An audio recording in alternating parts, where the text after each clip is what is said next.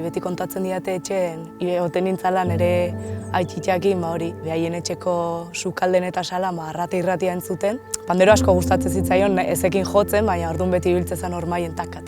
Eta orduan pixkat horti datorkit nire musikarako grin hori.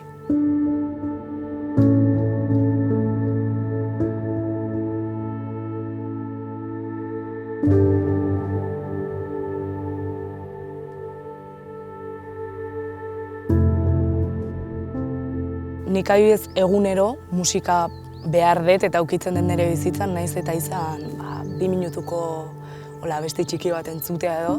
Nik uste dut dela niretzako behintzat tresna oso baliagarri bat, bai nik daukadana barrun ateratzeko eta baita mundua ulertzeko batzutan baita nik uste dut.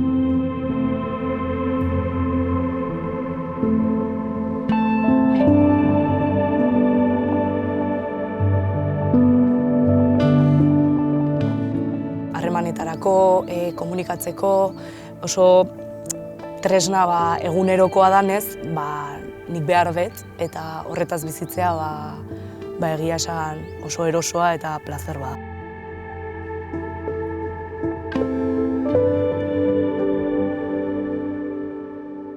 Ahotsa da tresna bat asko transmititzen duna, orduan iruditzen zait barrutik atera bardan zerbait dela eta hori saiatzen naiz nire barrura juten, sentitzen hori eta gero ateratzen jendeantzako.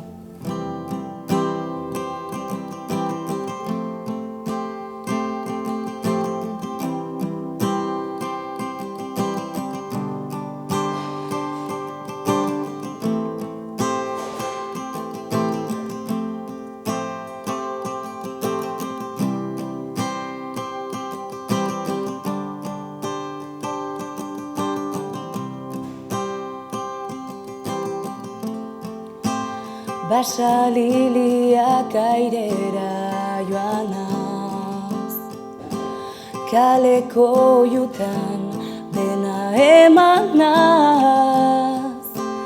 egun sentiko gure harremanaz, gutaz arro sentitzen direnaz.